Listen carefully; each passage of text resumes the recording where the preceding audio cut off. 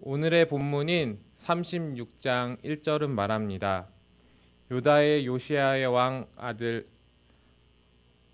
여호야김 제4년에 여호와께로부터 예레미야에게 말씀이 임하니라.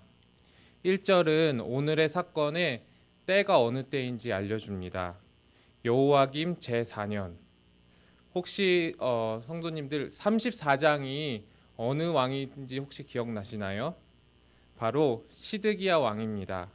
그리고 오늘 본문인 36장의 다음 장인 37장도 시드기야 왕 때의 일입니다. 따라서 35장과 36장은 34장과 37장 사이에 중간에 이렇게 끼어 있는 형태입니다. 왜 저자는 시간의 순서가 아니라 중간에 끼어 있는 구조로 이 예레미야서를 구성했을까요? 바로 35장에 우리가 함께 봤던 레갑 자손들과 그리고 36장에서 말하는 유다 자손들을 대조해서 말씀에 대한 그들의 마음과 태도와 순종을 드러내기를 원해서입니다. 32장 33절에서 하나님은 유다 백성들에게 말씀하십니다. 그들이 등을 내게 돌리고 얼굴을 내게 향하지 아니하며 내가 그들을 가르치되 끊임없이 가르쳤는데도 그들이 교훈을 받지 아니하였다 말씀하십니다. 레갑의 후손들은 몇 세대를 거치는 동안에 자신의 선조였던 요나답의 그 말을 듣고 그리고 마음에 새기고 그리고 그 후손들에게 계속 전하면서 이 말들을 지켜갑니다. 그러나 그 유다 자손은 하나님께 등을 돌리고 하나님께 얼굴을 돌려버렸습니다. 하나님의 말씀을 들으려고 하지도 않습니다. 하나님의 말씀을 대하는 우리들의 태도는 과연 어떠할까요? 요즘에는 우리가 쉽게 하나님의 말씀인 성경을 쉽게 접할 수 있는 것 같습니다. 교회를 다니는 대부분의 가정은 저희 집도 그런데요. 대부분의 가정은 4-5권의 성경이 기본적으로 꽂혀져 있고 그리고 핸드폰으로도 말씀을 쉽게 접할 수 있습니다. 너무 편리한 시대에 저희가 살고 있습니다. 그러나 모순되게도 우리가 말씀을 쉽게 접하고 그리고 많은 시간에 많은 말씀 가운데 우리가 노출되어 있다고 할지라도 이것이 반드시 우리가 말씀을 사랑한다는 것을 말할 수는 없다는 것입니다. 개인적으로 가슴 아픈 일은 제가 맡고 있는 유년부 아이들이 가끔 종종 이제 실수로 이제 성경책을 놓고 갈 때가 있습니다. 그러면은 제가 그것들을 이제 걷어가서 이제 이름이 있는 경우에는 그 친구들에게 그 성경책을 다음 주에 찾아줍니다. 그런데 이름이 없는 경우에는 제가 이렇게 예배 시간에 유년부 예배 시간에 광고를 해도 이 성경책을 찾아가지 않는 친구들이 몇 명 있습니다. 너무나도 안타까움이 마음이 들고 제가 성경에 대해서 좀 더 아이들에게 잘 가르쳐야 됐었는데 하는 이런 부끄러운 마음도 듭니다. 그런데 죄송하게도 이러한 문제는 아이들뿐만이 아니라 어른 성도들도 마찬가지입니다. 교회 안에서 주인을 잃은 성경책들이 날로 교회에 쌓여갑니다. 과연 이것은 단지 소수의 몇 명의 그런 사람들의 이야기일까요? 성경을 단순히 한 권의 책으로만 생각할 수 있는 걸까요? 어쩌면 이 사건은 하나님의 말씀을 대하는 우리들의 태도와 마음을 보여주고 있는 것은 아닐까요? 그러나 신실하신 하나님께서는 예레미야를 통해서 자신의 말씀을 주십니다. 2절을 같이 읽도록 하겠습니다. 너는 두루마리 책을 가져다가 말하던 날 곧 요시야의 날 때부터 이스라엘과 모든 나라에 대하여 내가 내게 일러준 모든 말을 거기에 기록하라. 하나님은 예레미야에게 소명을 받았던 그 요시야 왕 때부터 소명을 받았는데요. 요시야 왕 때부터 그리고 지금 여호야김 4년인데 거의 시간적으로는 20년 정도가 된다고 합니다. 그 20년 동안 주었던 그 하나님의 말씀을 두루마리 책에 기록하라고 말씀하십니다.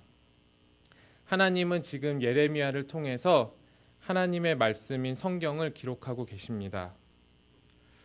작년에 저희 교회의 이슈 중에 하나였던 것은 바로 이제 공정무역이 있었습니다. 공정무역은 커피나 아니면 초콜릿 등을 그 원산지에서 생산하는 거에 대해서 우리가 기존 정가가 아니라 우리 공정한 가격으로 지불하기 위해서 만들어진 운동인데요. 예를 들어서 그 아프리카에 있는 사람들의 값싼 임금을 주고 노동력을 차치하는 것이 아니라 그들의 정당하게 일한 그 노동력의 대가를 정당한 가격으로 지불하자는 것입니다. 당연히 생산자의 그 노동력에 대한 그런 이윤들을 생각하다 보니까 저희 사 먹는 사람의 소비자 입장에서는 그 소비자 가격이 비싸질 수밖에 없습니다. 그래서 한번 제가 생각해 봤습니다. 만약에 이런 공정무역의 관점으로 우리가 이런 관점으로 지금 제 손에 들려있는 이 성경의 값을 다시 매긴다면 얼마에 제가 이 성경을 구입할 수 있을까요? 먼저 생산자인 저자를 생각해 보겠습니다. 천 몇백 년의 긴 시간 동안 창세기로부터 그리고 신명기까지 모세오경을 적은 모세로부터 그리고 우리가 신약의 마지막 성경인 요한계시록을 적은 요한까지 40여 명의 성경 저자들이 있습니다. 그런데 성경은 이렇게 기록된 거에서 끝난 것이 아니죠. 이 성경이 원래 기록되고 그것들이 두루마리나 이런 것들이 훼손되기 때문에 각 시대마다 서기관들이 사본을 계속해서 기록함으로 세대를 지나서 후손들에게 전달될 수 있도록 했습니다. 그리고 히브리어로 적힌 구약과 헬라어로 적힌 신약을 각국의 언어로 번역하는 일도 필요합니다. 한국의 성경 번역 과정에도 수많은 초기 선교사들과 많은 번역가들이 참여를 했습니다. 이처럼 번역된 성경 한 권에는 수천 년 동안 이 일을 감독해 오신 하나님의 놀라운 섭리와 그리고 하나님의 말씀을 기록하고 보존하고 번역하고 전하는 일에 온 생애를 바친 사람들의 땀과 피가 묻어 있는 것이 바로 이 성경입니다. 따라서 이 성경은 값을 매길 수 없는 세상에 단 한 권뿐인 책인 것입니다. 이 성경은 이제 66권으로 이미 완성이 되었습니다. 그래서 우리가 해야 될 일은 예레미야처럼 두루마리에 말씀을 기록해야 될 일이 아닐 것입니다. 우리가 해야 될 일은 우리의 마음 가운데에 하나님의 말씀을 한자 한자 적어가는 것입니다. 나에게 주어진 하나님의 말씀이 얼마나 소중한 것임을, 이 하나님의 놀라운 섭리가 있음을 소중하게 깨닫고 날마다 묵상함으로 하나님의 뜻을 나의 마음과 삶에 기록해 갑니다. 두 번째, 우리 하나님의 말씀은 전해져야 합니다. 성경을 기록한 저자들은 그 어느 누구도 자신의 권리를 요구하지 않습니다. 왜냐하면 성경의 원저자는 하나님 한 분이시고 그리고 성경이 기록된 목적이 바로 다른 이들과 함께 공유하기 위해서이기 때문입니다. 우리 3절을 한번 읽어보도록 하겠습니다. 유다 가문이 내가 그들에게 내리려 한 모든 재난을 듣고 그리하면 내가 그 악과 죄를 용서하리라. 하나님께서 예레미야에게 자신의 말씀을 두루마리 책에 기록하라는 이유는 그 완성된 책을 예레미야 자신의 개인적인 서고에 꽂아놓으라는 것이 아닙니다. 바로 유대아 백성들의 귀에 낭독하여서 그들이 악한 길에서 돌이키고 그리고 죄 용서를 받으라는 하나님의 사랑의 표현입니다. 예레미야의 서기인 바룩은 여호와의 성전에서 4번에 걸쳐서 하나님의 말씀을 유다 백성들의 귀에 전했습니다.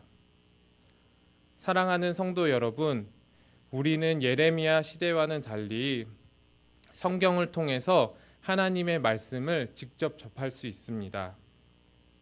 하나님은 오늘 말씀 안에서 성령님을 통하여서 우리의 마음 가운데 직접 말하십니다.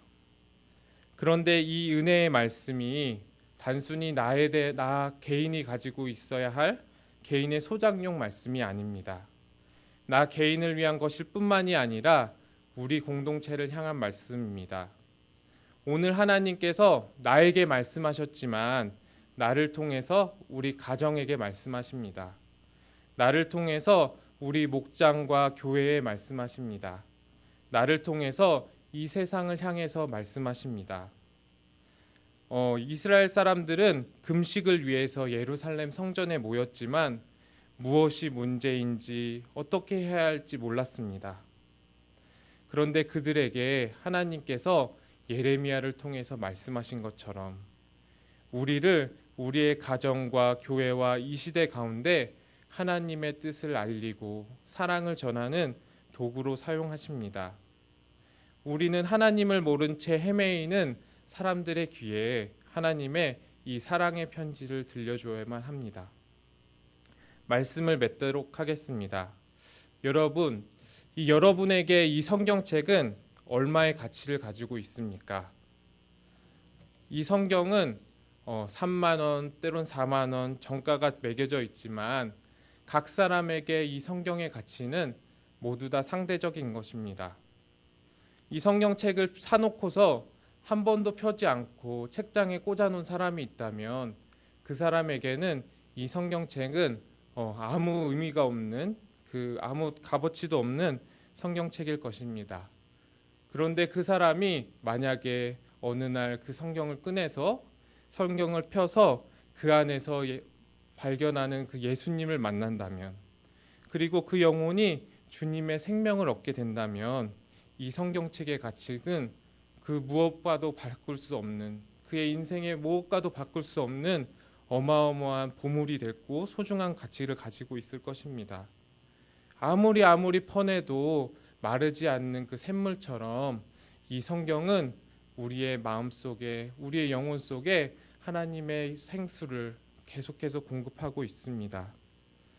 따라서 우리는 이렇게 하나님의 말씀을 전하는 일에 결과를 알 수 없기 때문에 우리는 하나님의 말씀을 계속해서 전해야 됩니다.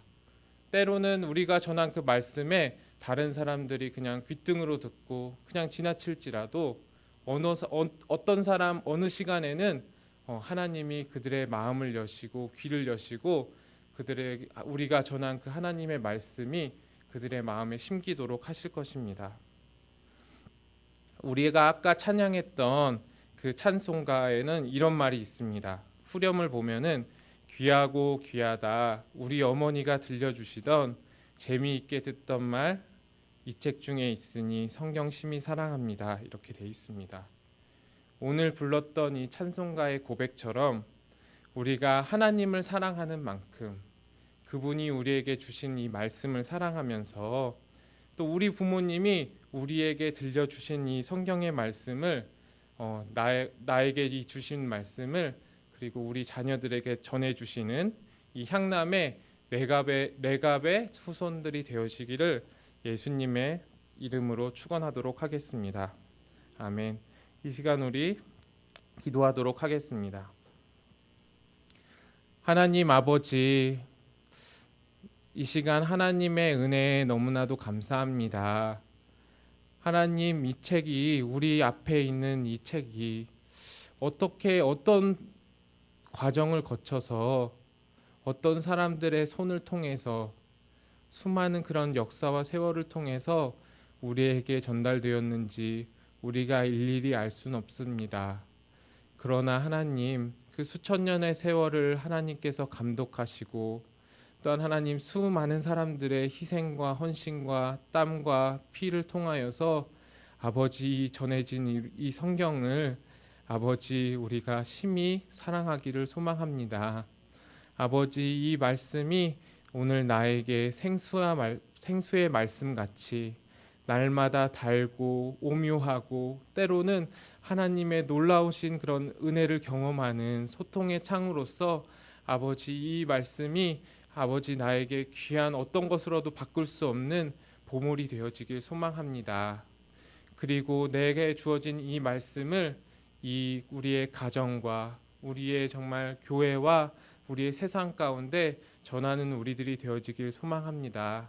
아버지, 이 말씀을 세상 끝까지 주님께서 전달하여 주시고 또한 여기 계신 우리 상남교회 성도분들과 우리 교회를 사용하셔서 이 하나님의 복된 사역에 우리가 동참하는 저희들 될 수 있도록 우리를 사용하여 주시옵소서. 이 모든 건 예수님의 이름으로 기도드렸습니다. 아멘. 이 시간 주기도문 하도록 하겠습니다. 하늘에 계신 우리 아버지여